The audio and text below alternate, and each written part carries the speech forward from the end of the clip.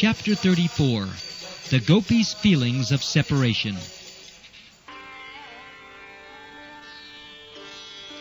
The Gopis of Vrindavan were so attached to Krishna that they were not satisfied simply with the Ras dance at night.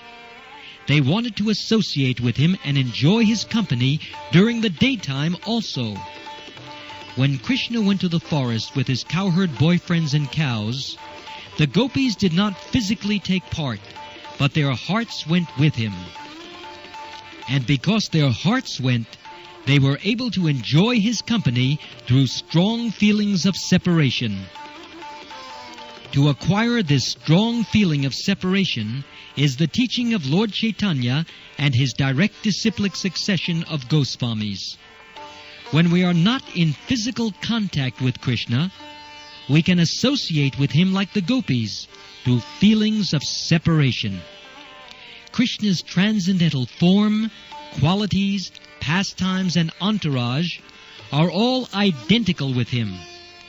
There are 9 different kinds of devotional service.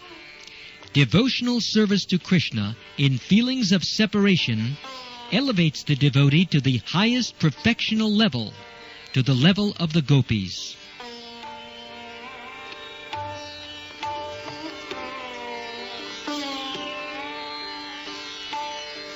It is stated in Srinivas Acharya's prayer to the 6 Goswamis that they left the material opulences of government service and the princely status of life and went to Vrindavan, where they lived just like ordinary mendicants, begging from door to door.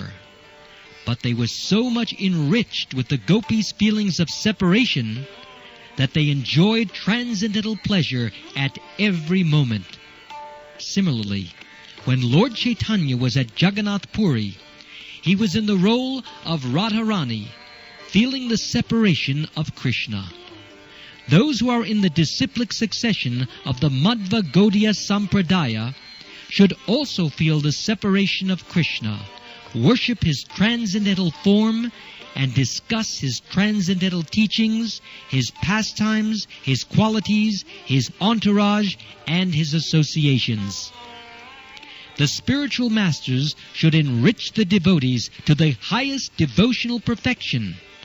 Feeling constant separation while engaged in the service of the Lord is the perfection of Krishna consciousness.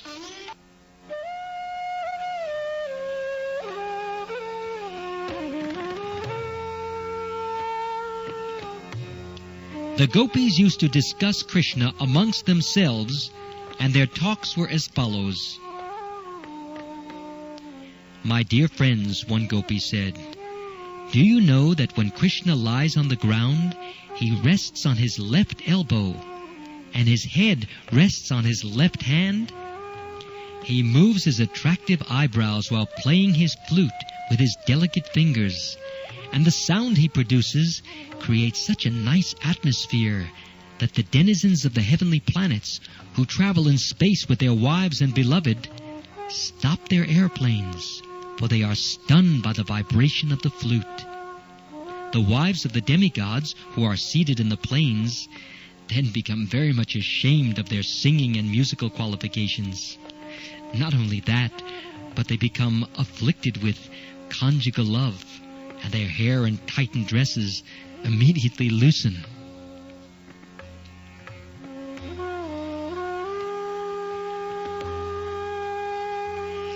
Another Gopi said, "My dear friends, Krishna is so beautiful that the goddess of fortune always remains on his chest, and he is always adorned with a golden necklace.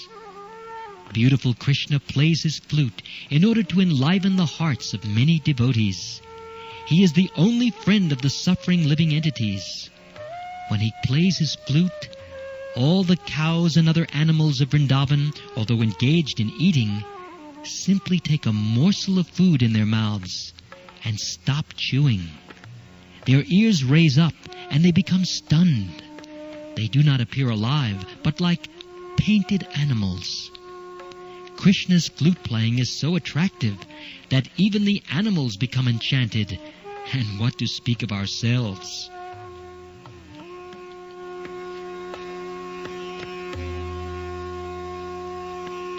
Another gopi said, "My dear friends, not only living animals, but even inanimate objects, like the rivers and lakes of Vrindavan, also become stunned when Krishna passes with peacock feathers on his head and his body smeared with the minerals of Vrindavan. With leaves and flowers decorating his body, he looks like some hero. When he plays on his flute and calls the cows with Balaram, the river Yamuna stops flowing and waits for the air to carry dust from his lotus feet. The river Yamuna is unfortunate, like us. It does not get Krishna's mercy. The river simply remains stunned, stopping its waves, just as we also stop crying out of frustration for Krishna."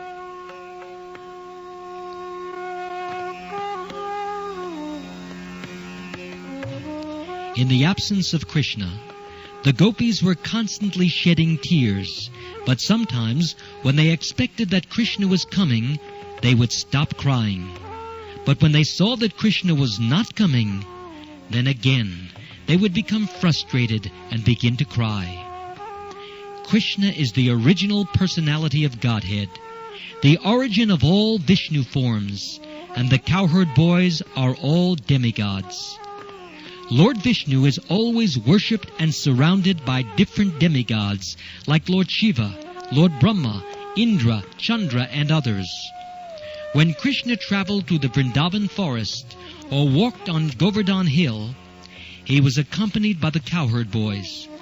While walking, he played his flute just to call his cows. Just by his association, the trees, plants, and other vegetation in the forest immediately became Krishna conscious. A Krishna conscious person sacrifices everything for Krishna.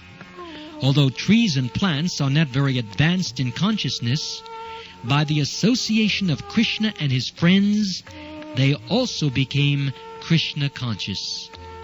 They then want to deliver everything, whatever they have, their fruits, flowers, and the honey incessantly falling from their branches.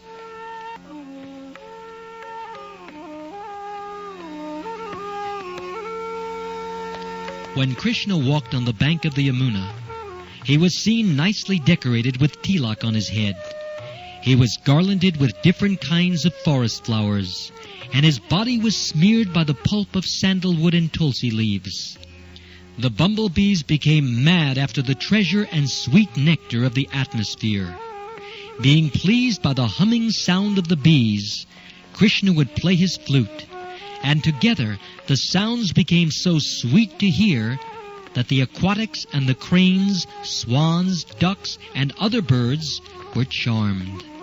Instead of swimming or flying, they became stunned. They closed their eyes and entered a trance of meditation in worship of Krishna.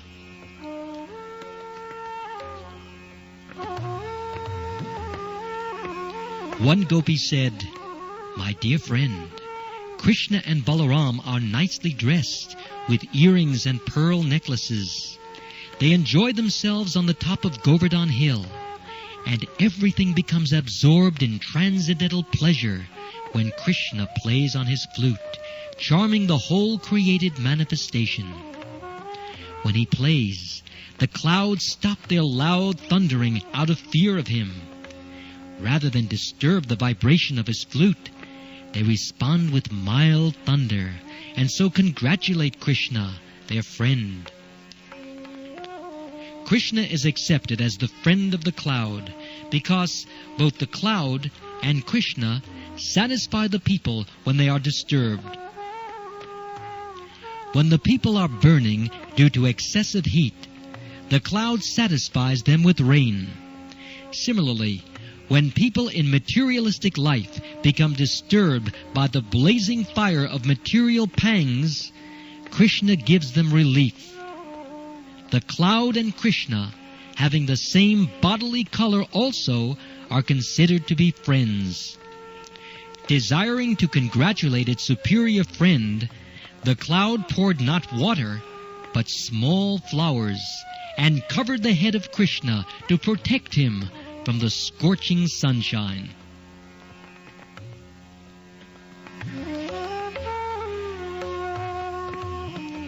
One of the gopis told Mother Yashoda, "My dear mother, your son is very expert among the cowherd boys. He knows all the different arts, how to tend the cows and how to play the flute. He composes his own songs, and to sing them he puts his flute to his mouth. When he plays, either in the morning or in the evening, all the demigods, like Lord Shiva, Brahma, Indra, and Chandra, bow their heads and listen with great attention. Although they are very learned and expert, they cannot understand the musical arrangements of Krishna's flute. They simply listen attentively and try to understand, but become bewildered and nothing more."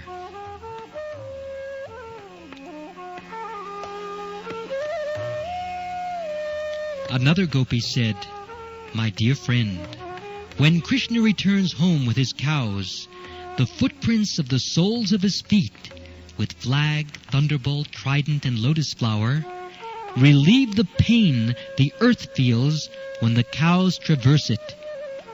He walks in a stride which is so attractive, and he carries his flute. Just by looking at him we become lusty to enjoy his company. At that time our movements cease. We become just like trees and stand perfectly still. We even forget what we look like." Krishna had many thousands of cows, and they were divided into groups according to colors. They were also differently named according to color. When he would return from the pasturing ground, he would find all the cows gathered.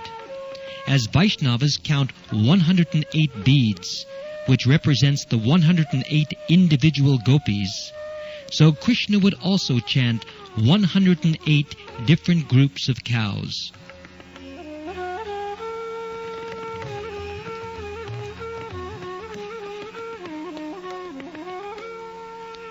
When Krishna returns, he is garlanded with tulsi leaves, a gopi described him to a friend.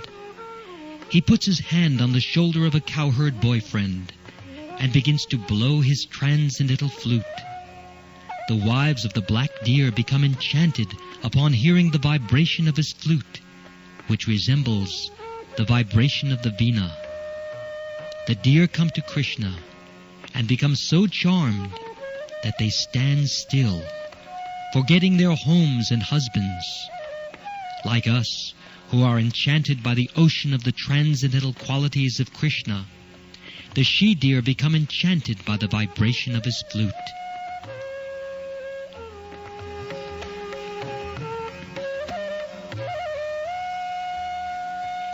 Another gopi told Mother Yashoda, "My dear mother, when your son returns home, he decorates himself with the buds of the kunda flower, and just to enlighten and gladden his friends, he blows his flute.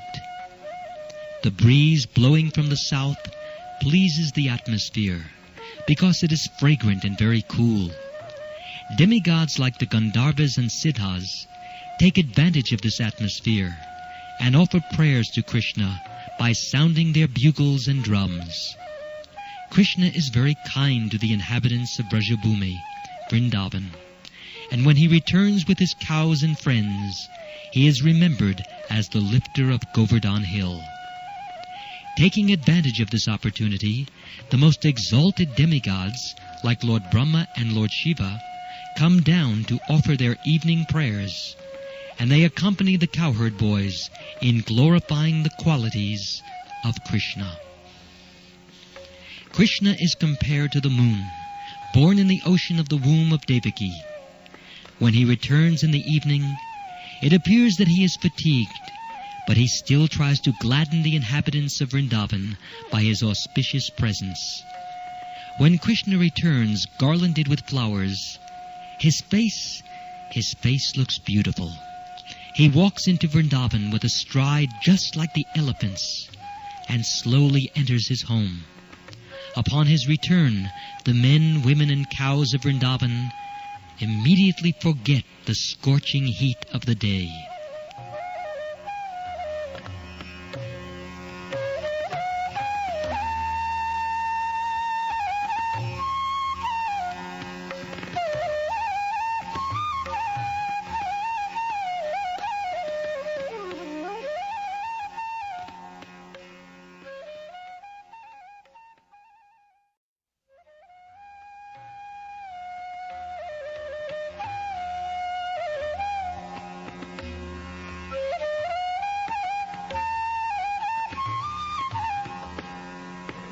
Such descriptions of Krishna's transcendental pastimes and activities were remembered by the Gopis during his absence from Vrindavan.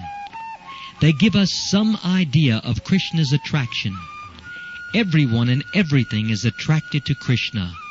That is the perfect description of Krishna's attraction.